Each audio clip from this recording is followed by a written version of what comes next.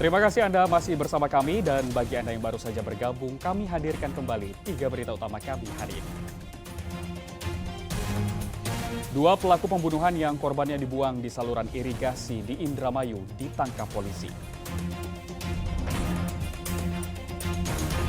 Petugas BPBD mendata 25 rumah warga Cikoneng, Kabupaten Ciamis yang retak akibat pergerakan tanah.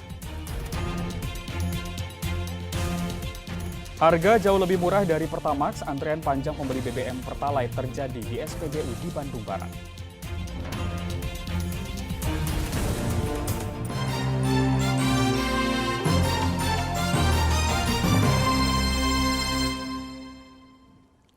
Petugas BPBD Kabupaten Ciamis hari Rabu mendata retakan tanah yang terjadi di ruas jalan dan sejumlah rumah warga di Desa Nasol, Kecamatan Cikoneng. Sebelumnya warga mengeluhkan pergerakan tanah yang membuat dinding dan lantai rumah mereka retak. Warga Desa Nasol, Kecamatan Cikoneng, Kabupaten Ciamis hingga Selasa dini hari masih merasakan terjadinya gerakan tanah. Adanya pergerakan tanah diketahui warga dari bunyi retakan lantai rumah yang bergerak. Pergerakan tanah dirasakan warga RT 12 dan 13 dan berdampak pada 25 unit rumah warga serta jalan yang terbelah memanjang. Ya bergeser ada bunyi katanya bunyi tertek gitu. Kayak yang itu loh Pak, turun ya, tertek gitu. Retakan tanah itu terus bergerak. Terjadi. Bergerak, terus ya masih ada retak. Ini retak suara kayak Pak ya. Total ada berapa rumah yang baru Sekitar terdata? 25-an Pak. Mendapatkan laporan dari warga, Rabu pagi petugas BPBD mendatangi lokasi dan melakukan pendataan sejumlah retakan yang terjadi di jalan dan rumah warga. Dari pendataan ini, BPBD akan menyimpulkan apakah akan mendatangkan tim geologi untuk memastikan tingkat bahaya dan penyebab retakan tanah.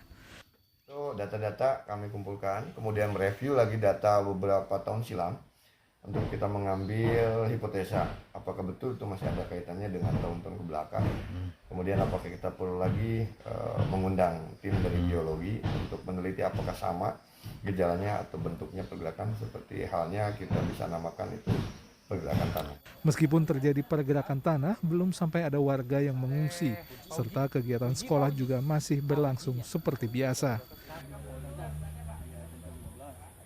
Eko Setiabudi melaporkan dari Kabupaten Ciamis. Heboh penemuan bahan pangan bantuan sosial yang ditimbun di Kota Depok, pemerintah Provinsi Jawa Barat meminta polisi menyelidiki apakah penimbunan tersebut melanggar hukum atau tidak. Penemuan 1 ton bahan pangan bantuan sosial dari Presiden yang ditimbun di Kelurahan Pitajaya, Kecamatan Sukmajaya, Kota Depok membuat heboh warga. Bahan pangan yang dikubur dalam tanah tersebut antara lain ratusan karung beras, telur, daging ayam, dan minyak goreng.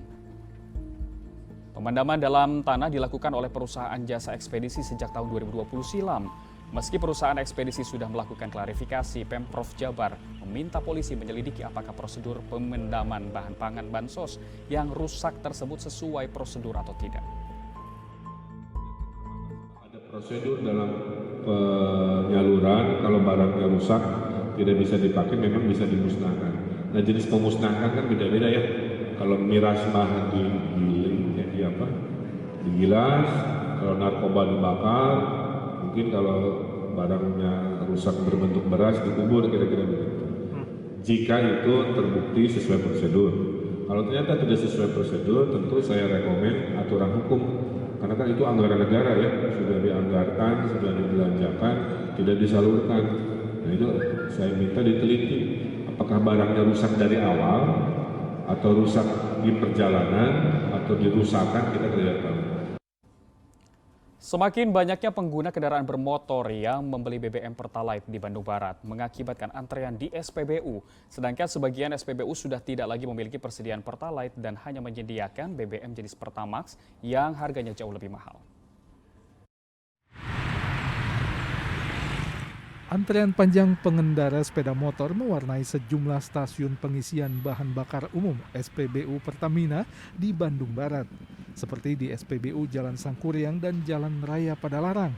Antrean sepeda motor yang akan membeli BBM jenis Pertalite mengular hingga nyaris ke jalan raya. Ya ngantri aja gitu. Ngantri. Sampai ujung sana. Harapannya lancar aja lah. Jangan sampai ngantri ini gitu. Sedang sebagian SPBU lainnya tidak memiliki persediaan Pertalite. Sulitnya mendapatkan BBM Pertalite ini dikeluhkan pengemudi taksi daring. Kemarin saya ngisi bensin tuh di daerah Tagok Padalarang, ternyata kosong Pertalite itu. Terus saya cek juga di daerah Indofood ada, namun ngantrinya cukup panjang juga gitu kemarin tuh. Artinya sangat kesulitan gitu Kang ya? Iya, sangat sulit untuk mencari Pertalite. Antrean ini diduga akibat perbedaan harga BBM Pertalite dan Pertamax yang cukup besar, mencapai Rp5.000 per liter. Tidak seperti daerah tetangganya yaitu Kota Bandung, SPBU di wilayah Bandung Barat dan Kota Cimahi belum menerapkan persyaratan akses aplikasi My Pertamina untuk pembelian BBM Pertalite, sehingga masyarakat atau pengendara masih bisa leluasa mengisi BBM jenis Pertalite tanpa dibatasi. Muhammad Abbas melaporkan dari Kabupaten Bandung Barat. Tak hanya vaksinasi COVID-19, bulan imunisasi anak nasional juga disambut para ibu di Pantura Subang. Ratusan anak-anak dibawa ke sejumlah posyandu untuk menjalani vaksinasi campak rubella maupun vaksin untuk mencegah penyakit lainnya. Sejumlah posyandu di wilayah Kabupaten Subang ramai dengan para ibu yang membawa anak balita mereka untuk menjalani imunisasi, salah satunya posyandu Anggrek, Kecamatan Belanakan. Petugas dari Puskesmas Belanakan dengan sabar melayani para ibu untuk penyuntikan vaksin kepada anak mereka, kendati diwarnai dengan jerit dan tangisan. Menurut petugas, untuk wilayah Puskesmas Belanakan Subang yang membawahi 5 desa, terdapat 2.400 anak yang menjadi target sasaran imunisasi campak rubella. Ini hari ini dimulainya kegiatan bulan imunisasi anak nasional atau singkat BIAN dengan jumlah sasaran total yang ada di 5 desa itu di 2.400 sasaran. Untuk wilayah Kabupaten Subang ada lebih dari 81.000 anak yang menjadi sasaran imunisasi campak rubella. Imunisasi diberikan bagi anak berusia 9 bulan hingga 59 bulan. Bulan imunisasi anak nasional tahap kedua digelar di Jawa Barat dan Bali sejak 1 Agustus hingga September 2022. Vaksinasi campak rubella diberikan untuk mencegah sakit dan resiko cacat akibat serangan penyakit campak dan rubella yang bisa menyebabkan komplikasi serius seperti diare, radang paru atau pneumonia, radang otak atau ensefalitis, kebutaan hingga kematian. Zainal Arifin melaporkan dari Kabupaten Subang. Kita beralih ke informasi lain. Tikus biasanya dianggap sebagai hewan pengganggu atau hama bagi sebagian orang. Namun di tangan Yuda Setia Priyatna, hewan pengerat itu bisa menghasilkan cuan yang cukup menggiurkan. Sejak tahun 2017, Yuda Setia Priyatna, pria asal desa Panaruban, Kecamatan Sagala Herang, Kabupaten Subang, menernakan tikus-tikus ini. Ide ternak tikus pertama kali muncul di benak Yuda karena sulitnya mencari makanan untuk ular peliharaannya. Mulanya Yuda hanya membeli sejumlah anak tikus. Kemudian ia mengawinkan 1 ekor tikus jantan dengan 4 hingga 6 ekor tikus betina. Setelah beranak, tikus dengan jenis mencit atau tikus putih ini dijual secara daring. Kemudian mulai ternak tikus itu tahun 2017 akhir. Pada tahun itu beli indukan sih, beli anakan yang biasa buat dikasih makan, rada banyak.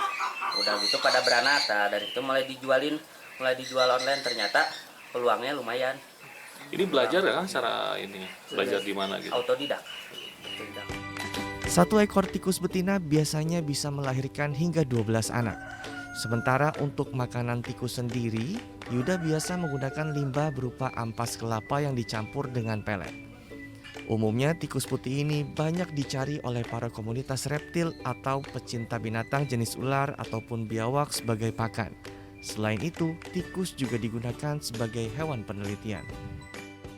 Banyaknya dari Bandung, Lembang, tempat-tempat wisata yang punya burung hantu, ular, kebun binatang juga ada. Terus untuk penelitiannya mungkin kayak universitas gitu. Harga satu ekor tikus bervariasi, mulai dari Rp3.000 per ekor untuk anakan dan Rp50.000 per ekor untuk indukan. Dalam 1 bulan, Yuda mengaku bisa meraup omset hingga jutaan rupiah. Zainal Arifin melaporkan dari Kabupaten Subang. Dan informasi tadi mengakhiri jumpa kita hari ini. Atas nama rekan kerja yang bertugas, saya Doni Hermatra mengucapkan terima kasih atas kebersamaan Anda. Selamat beraktivitas dan sampai jumpa.